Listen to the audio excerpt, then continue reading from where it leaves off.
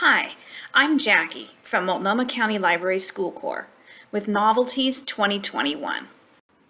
In this video, I'm going to talk about books about travel to other worlds. If you'd like to find the books and websites I mention in this video, the links are in the description below.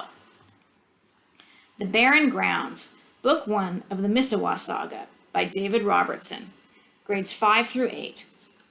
Morgan's new foster brother Eli is a great artist. Both Morgan and Eli are native kids, but Morgan has been in foster care for years. Eli is in his first foster home and has a strong connection to his Cree community. He likes to draw pictures based on their traditional stories, with beautiful landscapes, villages, and animals that walk on two legs like people. Morgan and Eli find a secret room in the attic of their foster home, and one night they staple one of Eli's drawings to the wall. The drawing shows one of the two-legged animals walking through a field in a snowstorm.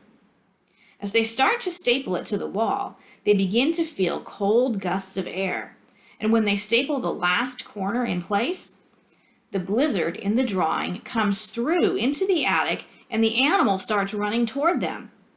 They quickly tear the paper from the wall. But later that night, Morgan wakes up and notices that Eli is not in his bed. She goes to the attic and sees that he's put the drawing back up on the wall. It's clear that he has opened a portal to another world. She steps through and finds herself in the land of Aski. Morgan and Eli aren't exactly welcome there because the last human who visited Aski stole the warm weather, leaving the land permanently frozen in winter.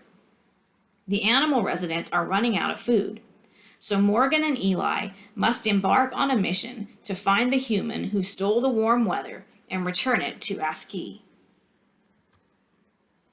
Some discussion topics and questions for this book. Narnia. The author has mentioned that he found inspiration in the Narnia series, The Lion, the Witch, and the Wardrobe, and other books.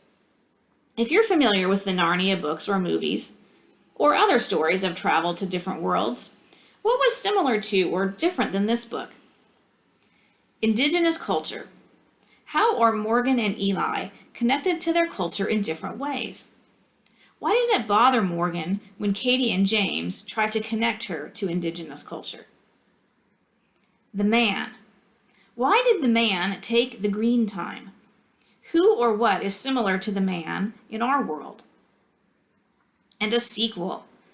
Coming out this fall, 2021, is a sequel to this book. What do you think will happen next for Morgan, Eli, and the world of Aski? I've also linked in the description to some related websites. There's an educator's guide from the publisher. There's also a bookfomercial video, which is an interview with the author. And I've also linked to some night sky star stories. The author of this book was inspired by Cree stories about the constellations, and in these videos you can hear some of those stories. Displacement by Kiku Hughes, grades 6 and up. The first time it happens, Kiku is on vacation with her mom in San Francisco.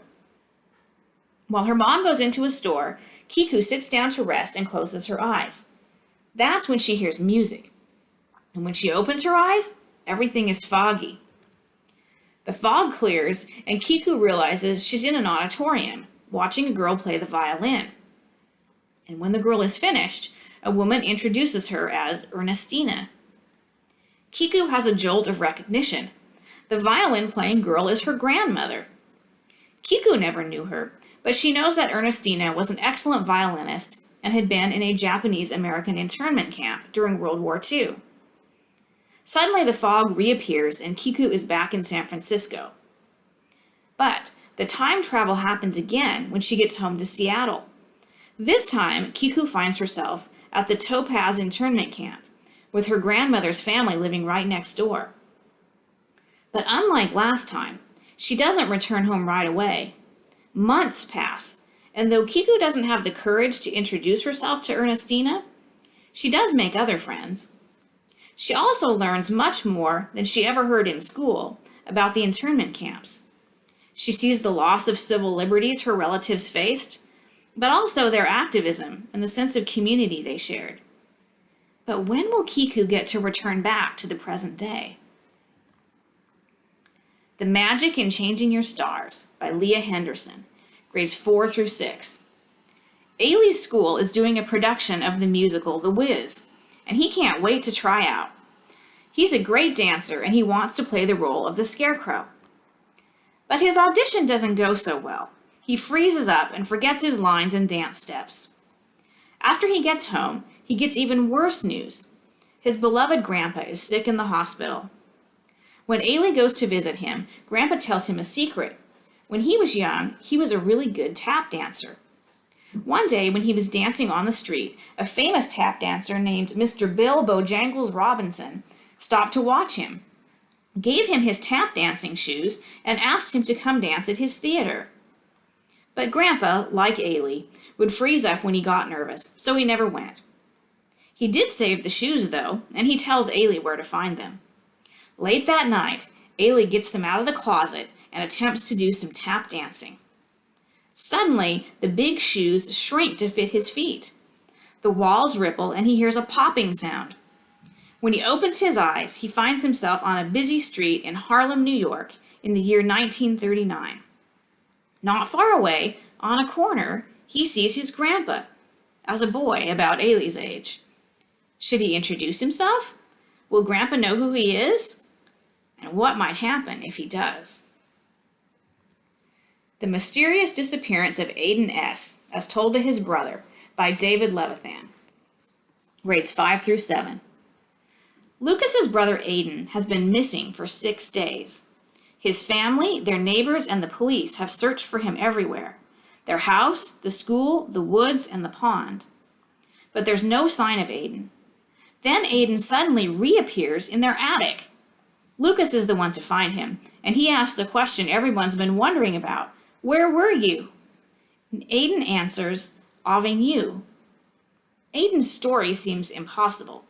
He says he opened up an old dresser in their attic, and it was a portal into a new world, Avignon, where the sky is green, the leaves are blue, and strange creatures roam. Lucas would be more likely to believe Aiden if Aiden hadn't had a history of making things up. He used to tell Lucas that Santa was sending their presents via Amazon, that there were monsters under the bed, and unicorns in their backyard. So Lucas really has to wonder, is Avignon real, or just another one of Aiden's stories? In the description below, you'll find a link to the full list of the titles from this year's Novelties videos. I've also included links where you can watch our other School Corps presentations, and a link to book discussion tips from Multnomah County Library. We'd also really appreciate if you would fill out our evaluation to let us know what you think of these videos. Finally, you can find out more about School Corps by following the link below.